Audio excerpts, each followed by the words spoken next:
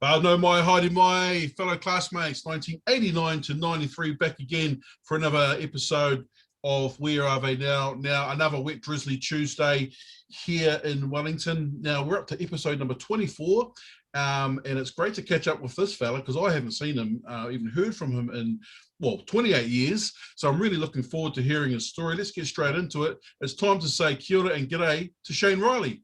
G'day, Shane. How are you? Good. Hey guys, how you going? And like everyone else has said, thanks Eugene for organising all of this because it's time well overdue. So yeah, it's been good. Oh, thank you, mate, and thank you for giving us your time. And it's just wonderful to see you again. It's been many years, and just looking forward to, I guess, hearing your story and what you've been up to. So yeah, you're looking good. How you been, man? Yeah, good. Yeah, like I said before, yeah, had a bit of a health scare last year. Similar to Mike Boone when I watched his video, it reminded me of my own scenario. So yeah, warning stroke as they call it. So yeah, lost a bit of limb movement for about 6 hours. So yeah, freaky accident. So yeah. Oh wow. Well, maybe we can touch a little bit more on that as we go through. My left arm, I couldn't. Yeah, sweet, no problem. All right. Yeah, all right. Shane, take us back your years at Stream. So I know obviously you were a boarder, of course. Now tell us, yep, how did you come about going to Stream? Where did you come from? And all those things. How many years did you end up doing? And can you remember your first boarding bay up there in Redwood? Yeah, so I did the full 5 years, 89 to 93, and I'm going there as my cousin went to Stream, I think 1980 to 83, so he was about 10 years older than me. Lived in Wellington, central Wellington, Karori. I actually went to school, primary and intermediate with James Henderson. Most of you probably will remember him. So, and then when I came to Stream, that was one of the first connections we made. I don't think we're in the same bay, but we kind of saw each other pretty much as soon as we got there. And yeah, I think the bay that I was on, bay 5, I think was Chris Fui, and I don't know who else there was on there. So yeah, that's how I started. And wow, a bit nervous the first day, but the second day, I think we were made to get up at the clock go for bead, or one of the prefects made us go running in the morning about 6:37 in the morning before breakfast. So good wake up call. Well, and you had the mighty Chris Fui in your bay. Yeah. Little did I know what would appear over the next 5 years with that man. All right. Hey, take us back. What did you do your first year out of school? What did you get up to? So what I did was actually it sort of started. The process started about 3 months before the end of 7th form. My father got a job offer in Auckland to move from Wellington to Auckland, and he gave us all the scenario, well, me especially, when I was boarding school, do I want to stay in Wellington, do whatever I want, or do you want to come? And I decided to take something different, so I moved to Auckland with the family. The funny thing was, the first year when I started playing rugby at Marist in Auckland, Connor Downey turned up. I thought, what are you doing here? And then we ended up playing the same team together under 19s for I think 1 or 2 years, and then kind of lost track a little bit. But yeah, life is like that sometimes, Yeah. We ended up playing play under 19s together. It was really good. Oh, good. And how did that team go that year? We were quite good because not knowing the Auckland schools very well, we had a smattering of Sacred Heart and Auckland Grammar, and the previous year they were quite a good team, and so we did quite well. We lost in the final, but yeah, we did very well, and we actually had Bernie McCarthy, the All Black, as our coach that first year, so that was really a different experience for all of us. So yeah.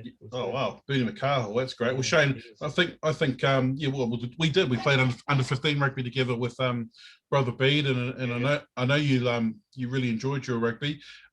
Did you play for Marist for many more years after that? Like, did you climb up to other teams?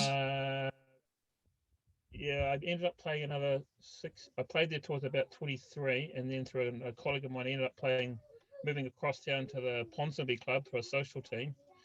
And that was interesting because smattering of All Blacks there. So, and BG Williams was at that club. But the other thing which I kind of got through a sidetrack during the summer, I ended up playing American football for about 10 years in a row. Wow. So a bit of a American football is a lot easier on the body. It's just smash and grab. So Yeah. Well, you're still looking like a strapping man there, Shane.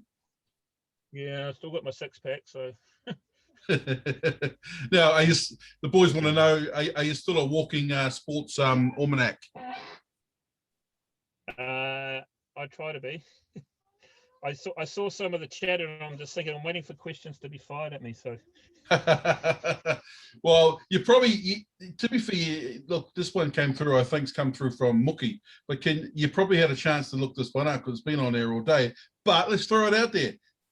Can you tell me, apart from Lance Armstrong, who has won the most Tour de France wins, or who's had the most Tour de France wins apart from Armstrong? I think it was a Frenchman, Bernard Hinault. I think French guy.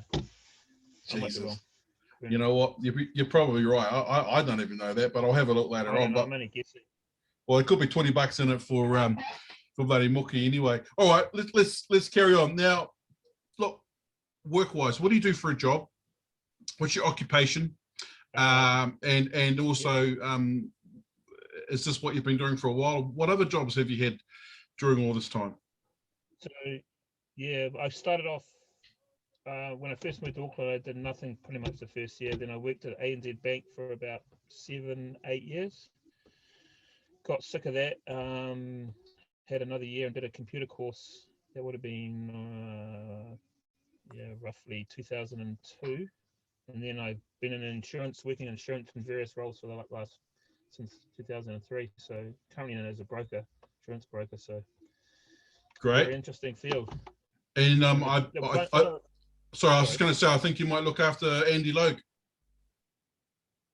Yeah, I did. I did for a while, and then he sort of things changed a bit. Yeah, we kept in contact probably for a year and a half, 2 years, and it was interesting. Yeah, he worked just down the road from where I was, and so yeah, that was very good to catch up with him during that period. So yeah. Oh, yeah, good. So what's the name of the company that you work for? Are you working for your? It's a little. Yep. No, I'm not working for myself. I'm working for a little crowd called Pembethy Insurance. It's just a family type brokerage, so not one of those big corporates that you might see around. So it's good. So yeah, it's good work. Well, good on you, mate. We got a lot of boys that seem to be in the insurance game, as a lot of their fathers were. Yeah. So it's good work. So yeah. Good. Now, tell us, are you married? Do you have children? And introduce them to us. I'm married with 2 children. Married to Fijian lady called Miva. And the interesting thing, we got married 2009, and every time I've been back, I actually keep thinking of Greg Toms because being Fijian, but then I knew he wouldn't be living there, but that memory kept coming up. So I've probably been back since we married 6 times in 12 years. So wow, yeah. That's awesome, mate. Bula vanaka to you. How did you meet your lovely Fijian wife? Just through some connections with friends, and then sort of hit it off from there. And yeah, I could drink a mean bowl of kava right now. Nice. And I can hear some children in the background. You got kids, and what are their ages? I've got 2 boys, Martin and Michelle Amaya. Martin's 10, Michelle Amaya's 6. We named our oldest Martin after my dad because my dad passed away of cancer probably a day before we actually got married. So it was a kind of a up and down time, but yeah. So we named him after him, and they've both got Fijian middle names. So yeah. Oh wow, wonderful! Yeah. And I'm sorry to hear about your dad. May he rest in peace. That must have been a really tough time with passing of dad, and then wedding as well. Did the wedding go? Did the wedding go ahead? Yeah, it did. We're actually in the we're on someone had paid for us to go for the hotel after the wedding, and then we got a call through the night. So yeah, that was a bit of a up and down, but yeah, sometimes life's like that, Yeah, absolutely. Things happen. Yeah. Hey, tell the guys where do you live now, and exactly, and how long have you lived there? Yeah, I live in Onehunga, part of Auckland. Probably 5 minutes walk from the bottom part of One Tree Hill. So me and the wife and kids sometimes do a lot of walking around there, so very good. And it's I love it, but it's as some people know, Auckland's an expensive place to live in lots of ways. But yeah, I still love it, and family's all up here now, so on both Yeah. sides, Oh, good. immediate family. So yeah, Now, it's good. Shane, you've got many memories of your time as a boarder during those 5 years at Stream. Here's a chance to share one of those memories with the rest of the guys that'll watch this video tonight. Now, can you remember something in particular that stands out for you that you'd like to share? I was going to share two quickly. One goes back to the chat when I saw one today about a set two. I'm not talking about that particular set. There was a different one. We were at a party once. So it must have been 6th or 7th form, and some of the boys from St. Bernard's didn't really take to us too well, and a few of us that really had to get involved. And the two people that I still remember that were there was Chris Fooey and it might have been Doug McGifford as well. But I mean, I know there was more of us there, but that was one Mary. The other one was it reminded me when I saw Troy Wathy's video the other night. So we would have been 3rd form, and some of us were getting up to trouble that we shouldn't have been. And he got marched off to Bede's office to get, I think, 6 of the best. And the mistake Troy made, I think, from memory, he might correct me on this one, but I think he put his hand around it halfway through, and Bede whacked him right across the hand, and he had a big blood blister right across his fingers for a fair while. Oh, no doubt. So, No doubt. yeah, there's some memories I can maybe come to hand. Wow. Hey, so listen, you've watched a number of the videos now. Look, what are your thoughts? What have you been thinking when you've been hearing the guys' stories and seeing their faces? What have you thought of it all? I think it's like no one seems to really change that much. I mean, obviously we've all been through our life and marriages and relationships and kids and just a few more grey hairs, and everyone just seems to still be the same, in their own way. And it's just, I wish we'd done this earlier, to be honest, but such is life sometimes, Yeah. And yeah, it's kind of, I miss the camaraderie at the boarding school. Everyone stuck up for each. Yeah, that's what I miss. Yeah, 100%. Now, do you keep in touch? Do you keep in touch with anyone from our year group or anyone else from Silverstream to this day? Not really. Yeah, as I say, I had a bit of a thing with Andy for a while, and then also Chris Foo when he was up here in Auckland meeting his biological parents. So we hung out quite a bit. Not a lot, really. I mean, I know seeing some of the other videos, there's boys not far from probably where I work and live. So, but it's just sometimes, yeah. I know there's been a few old boys things here, but they just haven't worked out to go. Yeah, absolutely. Me and just been the wrong timing, So. But, now, yeah. Tell us, mate. You just briefly mentioned, but you did have a medical mishap. So can you just tell us and tell the boys what's happened and how are you now? Yeah, I'm good. So kind of what happened was with the second lockdown we had up here in August. So I had to go to my kids' school to pick up some stuff, and on the way home, my arm was like jelly, and I couldn't even turn the car on, and I literally had to pull my arm up.